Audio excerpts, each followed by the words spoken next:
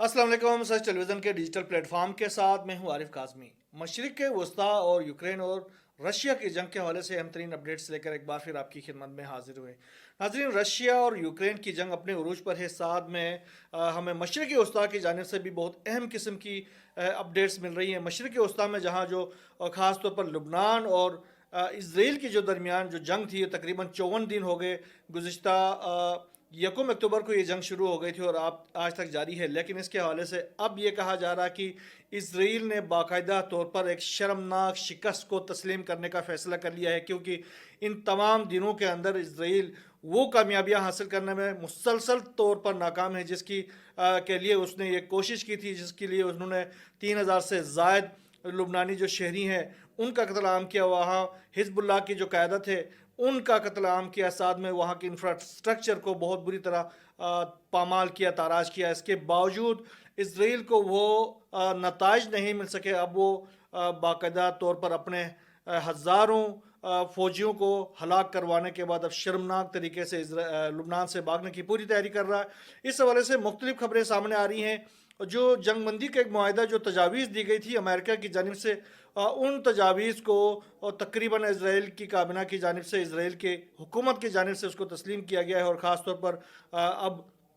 जो अमरीकी एलची हैं उस तक ये ग्रीन सिग्नल दिया गया है कि हम जंग बंदी के लिए तैयार हैं। ख़ास तौर पर आज CNN की जानिब से ये दावा किया है कि नेतन्याहू ने उसूली तौर पर हिजबुल्लाह के साथ जो 60 रोज़ा जंग है उसको ख़त्म करने पर इतफाक़ कर लिया है। साथ में न्यूयॉर्क टाइम्स ने कहा है कि अमेरिका इसराइल पर दबाव डाल रहा है कि वो जुमरात से पहले लुबनान के साथ मुआहदा कर ले। जबकि अल-हदस अमेरिका, ये भी अमेरिकी नवाज एक अरब मीडिया है जिनकी जानिब से ये कहा जा रहा है कि इसराइल ने अमेरिकी एलची जो हैं होचिस्टन को लुबनान के साथ सीज़ फायर के लिए ग्रीन सिग्नल दे दिया है। ये तो अमेरिकी और इजरायली जो मीडिया है उसकी जानिब से ये चीज़ें हमारे पास सामने आ रही हैं। साथ में जो इसराइल और लुबनान की जो मीडिया है उनकी जानिब से भी ये कहा जा रहा है कि जंग बंदी दोनों ममालिक के दरमियान की जा रही है। उसके हवाले से 60 रोज़ा जंग बंदी के जो तमाम जो जो चीज़ें हैं उसको हतमी शक्ल देने के लिए आज इसराइल की जो जंगी काबिना का इजलास होने जा रहा है, जिसमें क्या फ़ैसले होते हैं तो वो आने वाले वक्तों में सामने आ जाएगा। जबकि इस हवाले से इसराइल की जो कौमी सलामती के वज़ीर है बिन गौर, उन्होंने और वज़ीर ख़जाना है स्मोट्रिच, इन दोनों ने इस जंग बंदी के ख़िलाफ़ वोट देने का फ़ैसला किया। रियलिटीज़ ये है कि इस जंग बंदी का जो एक अहम जो नुक्ता सामने आया है वो ये है कि जो हिजबुल्लाह के जो फोर्सेस हैं उनको दरियाए लतानी से पार धकेल दिया जाए, वो उस तरफ रहें। और जो लुबनान की जो सरहद के साथ जो इलाके हैं वहाँ पर लुबनानी फोर्सेस को डिप्लाई किए जाएंगे। 5,000 से ज़ायद लुबनानी फोर्सेस को इस इलाके में डिप्लाई करने के बारे में तजवीज़ सामने आई है। इस हवाले से हिजबुल्लाह की जानिब से अभी तक कोई स्टेटमेंट जारी नहीं किया गया। हिजबुल्लाह की जानिब से जो पहले स्टेटमेंट जारी किए हैं और इससे पहले जो हिजबुल्लाह के सरबराह हैं शेख नईम कासिम, उन्होंने भी एक वाज़ेह तौर पर कहा था कि हमारी ये जंग जो है वो इसराइल के साथ तो है ही है, लेकिन ये जो स्पेसिफिक जंग है वो हमने फ़लस्तीन के जो हमारे भाई हैं उनके हक़ में हमने ये जंग शुरू की है। तो अब ये जंग ख़त्म भी उन्हीं के ज़रिए ही हो सकती है। अब फ़लस्तीन के जो अवाम हैं वो चाहें तो लुबनान की जंग भी ख़त्म कर सकते हैं, और ये इस जंग को ऐसे ख़त्म करना हमारे बस में नहीं है। उन्होंने ये कहा कि जब इजरायली जो फोर्सेस है वो फ़लस्तीन के महाज से छोड़ के चले जाएंगे, जो फ़लस्तीन के जिन इलाकों पर वो आए हैं, जिनको ताराज किया है, वहाँ से चले जाएंगे और फ़लस्तीन के अवाम जो हैं वो मुतमईन हो जाएंगे कि ठीक है अब इसराइल हमारे इलाके से निकल चुका है और आप जंग बंदी कर सकते हैं, वो हमें हुक्म दे देंगे तो हम ज़रूर इस जंग को ख़त्म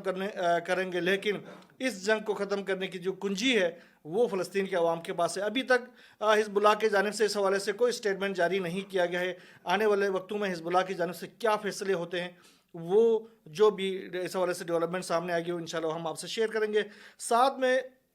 इसराइल के ऊपर हिजबुल्लाह की जानिब से जो हमलों का सिलसिला है वो इसी तरीके से जारी है। गुज़िश्ता 24 घंटों के दौरान इसराइल के मुख्तलिफ मकामात के ऊपर बहुत ज़्यादा हमले किए गए हैं। ख़ास तौर पर शमायम का एक इलाका है जनूबी लबनान के साथ, एक इनका एक इलाका है, वहाँ पर इसराइल का एक अरबों डॉलर का एक मंसूबा था जिसको हिजबुल्लाह ने अपने ड्रोन्स के ज़रिए तबाह कर दिया गया। इसके साथ ही اسرائیل کی جانب سے جو سرحدی علاقے ہیں وہاں پر حزب اللہ کے حملوں کے خوف سے اپنے جو منصوبے ہیں مختلف زیر زمین منصوبے ان کو بھی خود سے ختم کیا جا رہا ہے. تو یہ اب اندازہ لگائیں کہ اسرائیل جو ہے وہ کس طریقے سے خوف کا شکار ہے کہ ایک تو ابھی ان کا اتنا بڑا اربوں ڈالر کا جو منصوبہ تھا اس کو حزب اللہ کی جانب سے تباہ کیا گیا، جبکہ کچھ منصوبے جو ہیں وہ اس خوف سے کہ کہیں حزب اللہ آ کر اس کو ان کے اوپر اپروچ نہ کر جائے وہ اس کو بھی ختم کر رہے ہیں. ساتھ میں نہاریہ کے اوپر گزشتہ رات میں ایک بہت بڑی کارروائی کی گئی تھی حزب اللہ کی جانب سے، جس میں نہاریہ کے اندر جو ان کا بجلی کا جو نظام تھا وہ تباہ ہو گیا اور سارا نہاریہ جو ہے وہ اندھیرے میں ڈوبا ہوا ہے، اور آج بھی وہاں پر بجلی کو بحال کرنے کی تمام تر کوششیں کی جا رہی ہیں، جس کے باوجود ابھی تک مختلف علاقوں میں بجلی بحال نہیں ہو سکی ہے. یہ ڈیولپمنٹس وہاں سے سامنے آ رہی ہے. اس کے ساتھ ہی اسرائیل کی جانب سے بھی لبنان اور فلسطین کے اوپر حملوں کا سلسلہ اسی طریقے سے جاری ہے. گزشتہ 24 گھنٹوں کے دوران اسرائیل کی جانب سے جو مختلف کارروائیاں کی گئی ہیں اس میں خاص طور پر لبنان، فلسطین اور شام کے علاقوں میں جو حملے ہوئے ہیں اس میں تقریباً 60 سے زائد عام شہری جو ہیں وہ شہید ہو چکے ہیں. اسپیشلی بیروت کے جو مضافاتی علاقوں میں اسرائیل کی جانب سے جو حملے کیے گئے ہیں اس میں 29 افراد شہید ہو چکے ہیں، 67 سے زائد جو ہے وہ زخمی ہو چکے ہیں. اس کے ساتھ ہی جو غزہ کے علاقے میں ایک اقوام متحدہ کی ایجنسی تھی آنروا، جو کہ وہاں پر جو زخمی لوگ ہیں ان کی تیمارداری کے لیے ان کی صحت کے حوالے سے کام کرتی تھی، ساتھ میں وہاں پر جو بے گھر افراد ہیں ان کی خدمت کرتی تھی، ان کی خوراک کا انتظام کرتی تھی. اب اس ایجنسی کی جانب سے یہ ایک افسوسناک قسم کا فیصلہ سامنے آیا ہے. ایجنسی کی جانب سے اپنے تمام ملازمین کو یہ کہا گیا ہے کہ وہ اپنے لیے کوئی اور کام تلاش کریں، کیونکہ اب ہمارے پاس ان کے لیے کام کرنے کا موقع نہیں ہے، ہم ان کے ساتھ مزید ان کی خدمات لینے سے قاصر ہیں. آنروا کی جانب سے کہا گیا ہے کہ وہ اپنے جو صدارتی دفاتر ہیں ان کو یروشلم شہر سے باہر منتقل کر رہے ہیں، تو لہٰذا جو ملازمین ہیں وہ فوری طور پر اپنے لیے کوئی نیا انتظام کرے اور ہمارے اس ادارے سے چلے جائیں. تو یہ ایک بہت بڑی افسوسناک خبر آنروا کی جانب سے آ رہی ہے. آنروا کے اوپر اس سے پہلے امریکہ اسرائیل کی جانب سے مسلسل پابندیاں لگائی جاتی رہیں. اس کے ساتھ ہی گزشتہ دنوں آنروا کے جو دفاتر ہیں ان کے اوپر بھی اسرائیل کی فورسز کی جانب سے حملہ کیا گیا تھا اور وہاں پر بہت زیادہ نقصانات کا سامنا کرنا پڑا تھا. اس کے ساتھ ہی جہاں پر لبنان کے اندر شکست اسرائیل تسلیم کر رہی ہے، شرمناک قسم کی شکست، وہاں پر فلسطین کے اندر بھی اسرائیل کی جانب سے اپنی شرمناک شکست کو تسلیم کیا جا رہا ہے. اسرائیل کے جو صدر ہیں اسحاق ہرزوگ، انہوں نے اعتراف کیا ہے کہ ہم غزہ کے اندر اب اس جنگ کو ہار رہے ہیں، اور یرغمالیوں کی انہوں نے کہا کہ یرغمالیوں کی جو رہائی میں جو ناکامی ہے وہ جو ہے وہ ہر دن ہمارے لیے ایک شکست کا دن ثابت ہو رہا ہے، کیونکہ جب ہم ان یرغمالیوں کو رہا کرانے میں ناکام ہوتے ہیں تو وہ دن ہمارے لیے شکست کا دن ہے. تو جب سے یہ یرغمالی ہوئے ہیں، ہمارے جو افراد جو ہیں وہ حماس کے قید میں ہیں، تب سے ہم مسلسل شکست کا سامنا کرنا پڑ رہے ہیں، کیونکہ ہم نے ایک بھی یرغمالی کو رہا کرانے میں ہم قاصر رہے ہیں، بلکہ بہت سارے یرغمالی جو ہیں وہ ان کے اب تک ہلاک ہو چکے ہیں. اس کے ساتھ ہی یہ جو شکست در شکست کا سلسلہ ہے، اس کی وجہ سے اسرائیل کے جو فورسز ہیں ان کے اندر بھی جو استعفوں کا سلسلہ ہے وہ غیر معمولی حد تک بڑھ گیا ہے. اس سے پہلے ہم اپنے ولاگز میں آپ کو بتا چکے ہیں کہ اسرائیل کی فورسز بہت بڑی تعداد میں میدان جنگ چھوڑ کر وہ بھاگ رہے ہیں. ان میں جو بگوڑے جو فورسز ہیں ان کی تعداد بہت زیادہ ہے، جس کی وجہ سے اسرائیل کی جو وار کیبنٹ ہے اس کی جانب سے باقاعدہ یہ فیصلہ کیا گیا تھا کہ جو بگوڑے ہو رہے ہوتے ہیں، جو بھاگ رہے ہوتے ہیں جنگ کو چھوڑ کر، میدان کو چھوڑ کر اور فورسز کو چھوڑ کر، ان کے خلاف باقاعدہ قانون سازی کیا جائے تاکہ ان کو سخت سے سخت سزائیں دی جائے، جس کو بعد میں جو ان کی جو اپوزیشن لیڈر ہے اس کی جانب سے بھی اس کی شدید مذمت کی گئی تھی. اب جو ہے وہ گزشتہ دنوں ایک واقعہ ہوا تھا جس میں اسرائیل کی جو گولانی بریگیڈ کی جو چیف ہیں، چیف آف سٹاف ہیں، ان کی جانب سے ایک کام کیا گیا. انہوں نے ایک اسرائیل کے جو ایک بہت ہی معروف قسم کے ماہر ارضیات تھے ان کو باقاعدہ گولانی بریگیڈ کی وردی پہنا کر لبنان کے اندر داخل کیا گیا. ساتھ میں یہ خود بھی موجود تھے، ان کی جو آرمی چیف تھے، جو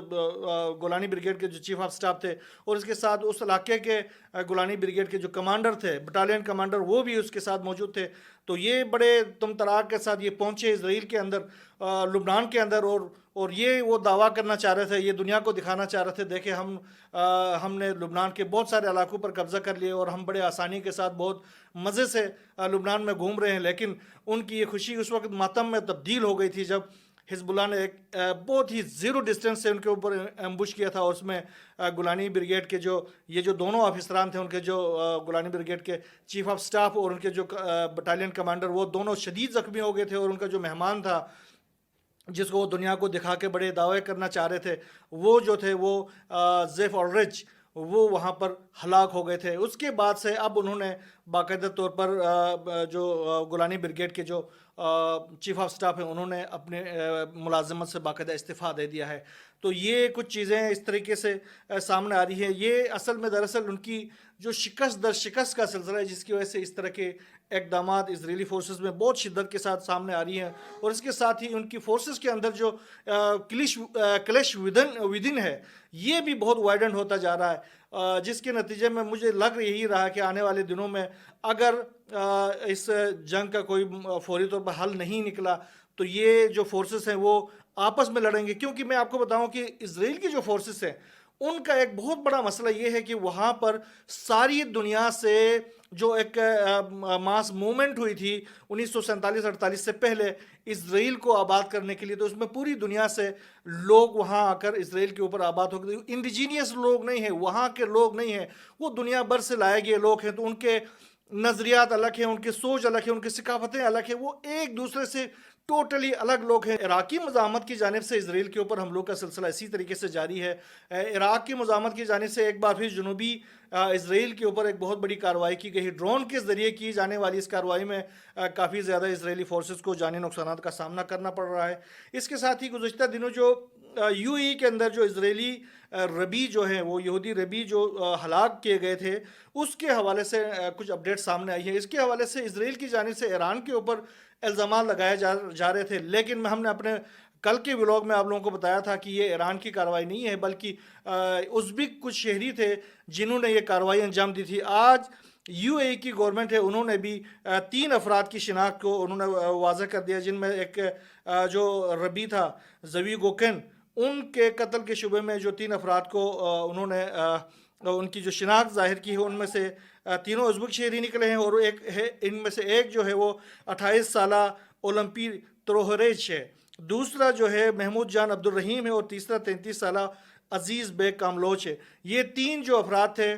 ان کو باقاعدہ اسرائیل کے یو اے ای کی فورسز کی جانب سے کہا گیا ہے کہ ان کو گرفتار کیا گیا ہے. اس کے ساتھ ہی روس اور یوکرین کی جنگ کے حوالے سے ناظرین ہم آپ کو اپڈیٹ کرتے چلیں کہ روس اور یوکرین کی جنگ کے حوالے سے ابھی یہ ڈیولپمنٹ سامنے آ رہی تھی کہ برطانیہ اور فرانس کی جانب سے اپنے فورسز جو ہیں وہ رشیا کے خلاف لڑنے کے لیے باقاعدہ یوکرین بھیجے جانے کا فیصلہ کیا گیا ہے. لیکن اب برطانوی وزیر خارجہ کی جانب سے یہ بیان سامنے آیا ہے کہ ہم اپنے فورسز کو یوکرین میں لڑنے کے لیے نہیں بھیج رہے. تو یہ ایک اچھی ڈیولپمنٹ ہے. اگر یہ فورسز اسی طریقے سے جو اپنے اس طریقے سے بیچتے رہیں گے تو یہ تو دنیا تیسری جنگ عظیم میں انوالو ہو جائے گی. اگر دنیا کی قیادت تھوڑی سی وائز ہو جائے، تھوڑی سی عقل مندی کا مظاہرہ کرے، تو اس جنگ کو روکا جا سکتا ہے. بہرحال اگر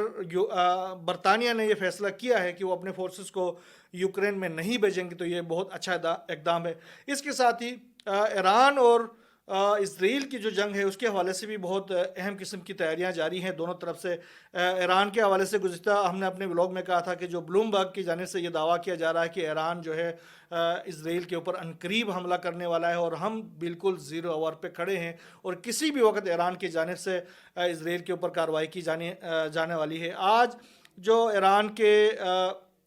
فورسز کے سربراہ ہیں جنرل باقری، انہوں نے باقاعدہ کہا ہے کہ ہم اسرائیلی رجیم کو یکسر مختلف اور دندان شکن جواب دیں گے، اور یہ جواب جو ہے وہ عنقریب اسرائیل کو اس کا سامنا کرنا پڑے گا. تو یہ اس کے حوالے سے ہمیں تیار رہنا چاہیے کہ عنقریب کسی بھی وقت ایران کی جانب سے ایک بہت بڑی کارروائی آپریشن